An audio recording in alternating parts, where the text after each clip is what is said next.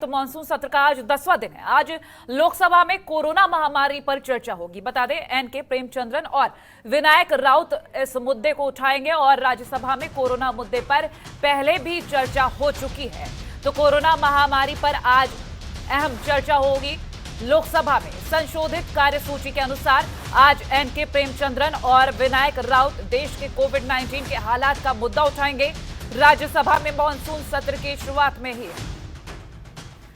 तो आपको ये बड़ी अपडेट पहुंचा दें, कार्रवाई शुरू हो चुकी है मानसून सत्र की।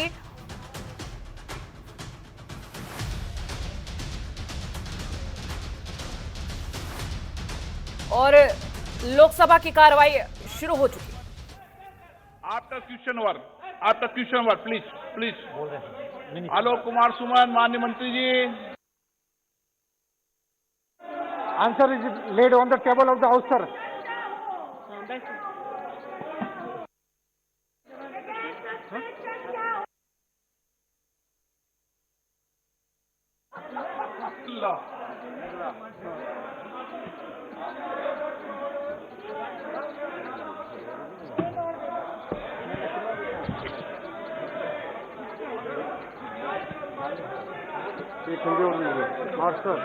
धन्यवाद अध्यक्ष महोदय।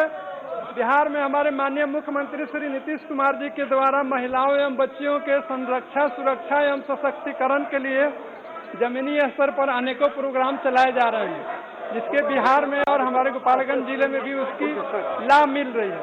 मैं माननीय मंत्री महोदय से प्रश्न है कि बिहार को प्रधानमंत्री महिला शक्ति केंद्र स्कीम के तहत फाइनेंशियल ईयर 2018-19 में 25.83 लाख एवं 2019-20 में 48.6 लाख एवं 2020-21 में शून्य सहायता दी गई। इसके कारण क्या है महोदय कि 2020-21 में शून्य सहायता दी गई है।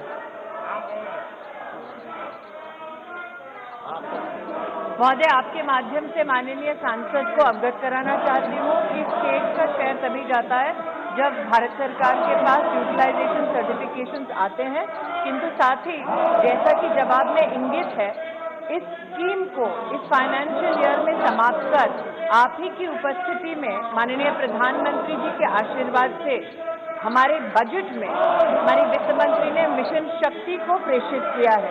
उसके अंतर्गत महिला सशक्तिकरण के कार्यक्रम राष्ट्र भर में प्रदेश की सरकारों के साथ समन्वय में चलाए जाएंगे। महिला शक्ति केंद्र से उत्पन्न हुई जो चुनौतियां रहीं, उनका समाधान इस मिशन शक्ति के अंतर्गत हम करना चाहेंगे। लेकिन आपके माध्यम से महोदय, मैं माननीय सांसद जी को अवगत कराना चाहती हूँ कि बिहार में जिस कार्यक्रम का वो उल्लेख कर रहे हैं, उनमें से उत्तीर्ण कार्यक्रम है जीविका का एक पूरा कार्यक्रम, जिसके अंतर्गत हम चाहते हैं कि डेमोक्रेसी तब चलती है जब एक दूसरे की बात सुनी जाती है और लोगों की बात इस हाउस में की जाती है। वो तभी होगी अगर सरकार वो एजेंडा तय करेगी। एजेंडा क्या है? सबसे पहला किसानी का एजेंडा है, दूसरा महंगाई का है, तीसरा जासूसी का है। ये तीनों जो मसले हैं, बीएसी की मीटिंग करें, ऑल पार्टी मीटिंग में कह दें कि हम जेपीसी बनाने को तैयार हैं। जेपीसी बना दें, हमारी मांग है कि जेपीसी बना दें। जेपीसी बना दें ताकि वहां डिस्कशन हो और उनको भी जो सब इसके जो शेयर होल्डर हैं जिनको इससे प्रॉब्लम है, ताकि वो लोग भी वहां आएंगे। जेपीसी के बाद जो रिजल्ट निकलेगा वहां हो जाएगा। इसलिए हम ये कहते हैं कि अगर आपने हाउस ऑर्डर में करना है, ये आपकी ड्यूटी है। ये अपोजिशन की ड्यूटी नहीं, अपोजिशन तो मांग कर रहा है। हम कभी भी जैसे कोविड पे आया, कहीं कोई भागा है, 5 घंटे बहस हुई, अब भी हम तैयार हैं। लेकिन जेपीसी के लिए हाँ करें, हम तैयार हैं। ये इनकी ड्यूटी है। किसानों की मांगे पूरी किसानों की मांगे पूरी करो, किसानों की मांगे पूरी करो। संसद की कार्रवाई शुरू हो चुकी है। वहीं आपको दूसरी तरफ हम विपक्ष का प्रदर्शन भी दिखा रहे थे। 2 तस्वीरें हमने आपको दिखाई जिस तरह से कार्रवाई शुरू हुई और विपक्ष की लगातार मांग के माध्यम से हर गर्भवती, लैक्टेटिंग और महिला और साथ ही बच्चों के न्यूट्रिशनल सपोर्ट की व्यवस्था की गई है, जिसमें माननीय सांसद के क्षेत्र की हर बहन उसके लिए लाभार्थी बनी है, चिन्हित हुई है। माननीय महोदय अध्यक्ष जी, आपके दिशा निर्देश के अनुसार दिशा की मीटिंग में विशेष सभी सांसदों से आग्रह किया गया है कि वो अपने क्षेत्र में पोषण अभियान के अंतर्गत किस प्रकार से कार्य कर रहे हैं उसकी समीक्षा कर सकते हैं। अगर कोई चुनौती है और समाधान है तो उनको भारत सरकार की मदद की अथवा किसी और सहयोग की जरूरत है वो सहयोग देने के लिए हम सब समर्पित हैं। और जहां तक कि महोदय सांसद महोदय ने पूछा है विषय, और ममता चतुर्वेदी हमारे साथ लाइव जुड़ गई, उनसे जानकारी लेंगे। ममता, जिस तरीके से हमने 2 तस्वीरें दिखाई अपने दर्शकों को, फिलहाल संसद की कार्रवाई भी शुरू हो गई, दूसरी तरफ विपक्ष का प्रदर्शन भी देखने को मिल रहा है। कृषि कानून को वापस लेने की लगातार मांग जारी। फिलहाल जो कार्रवाई शुरू हुई आज फिर से हंगामेदार ही रही है। जी बिल्कुल कोमल, देखिए लोकसभा का मानसून सत्र जब से चल रहा है लगातार हंगामा ही देखने को मिल रहा है। कुछ वैसी ही सूरत आज भी लोकसभा की है।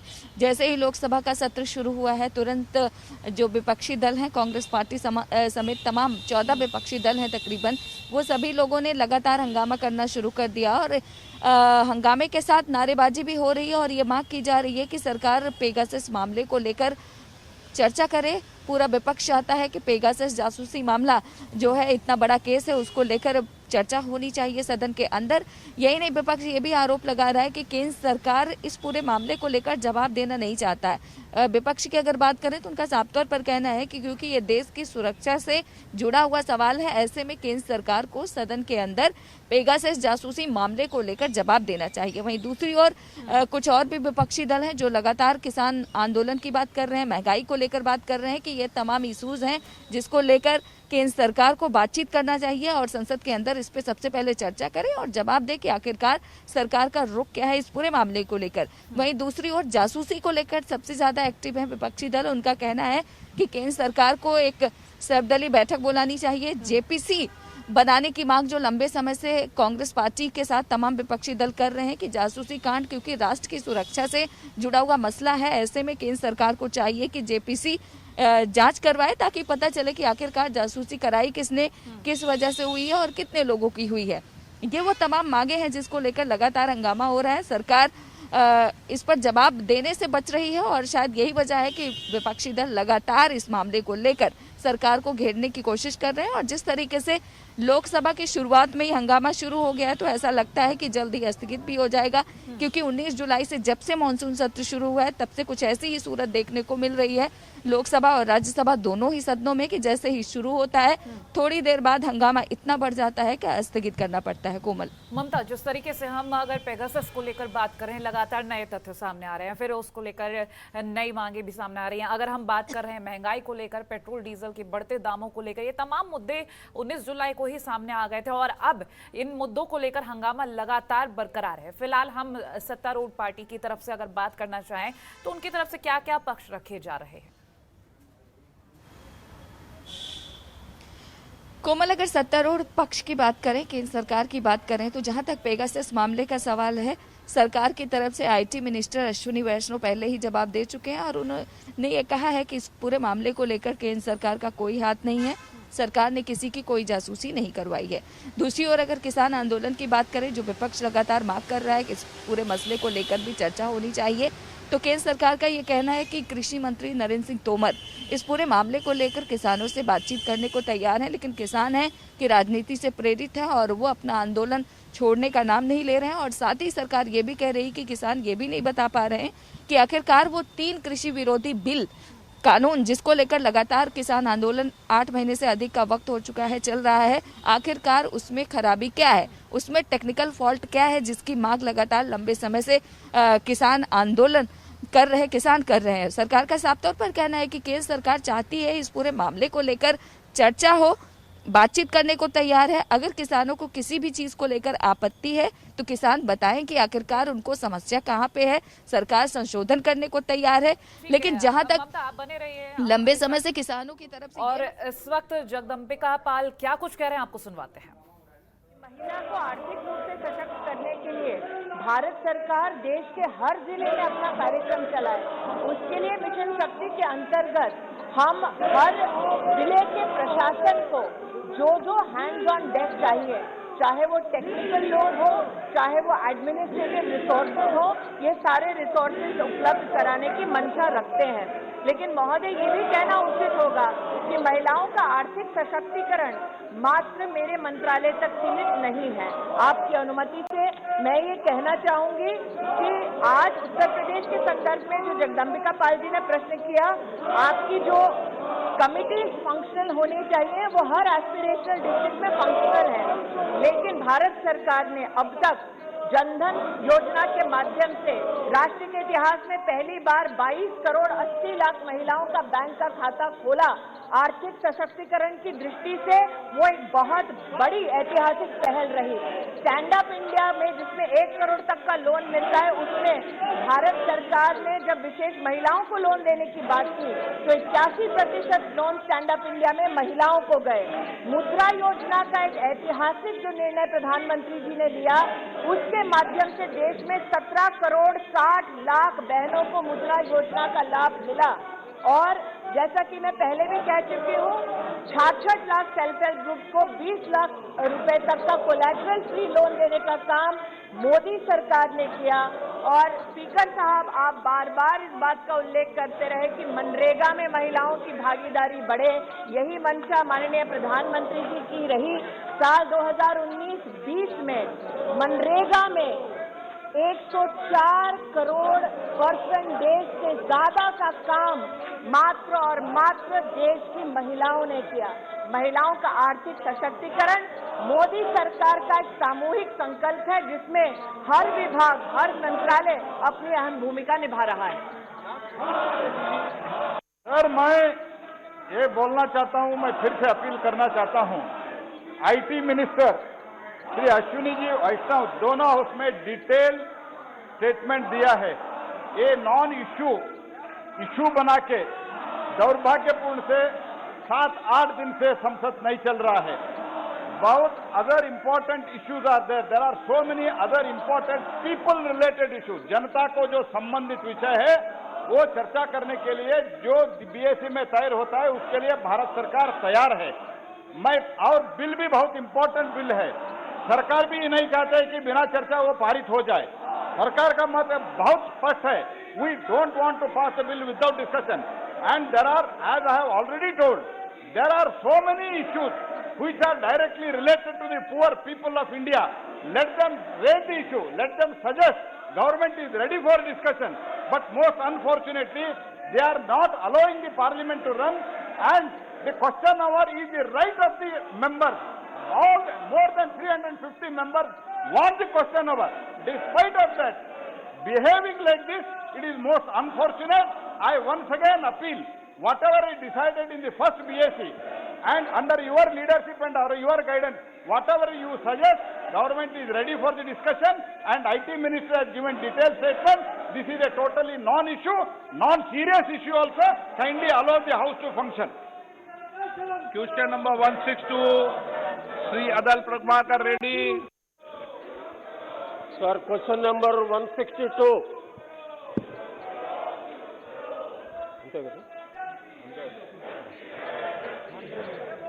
मंत्री जी,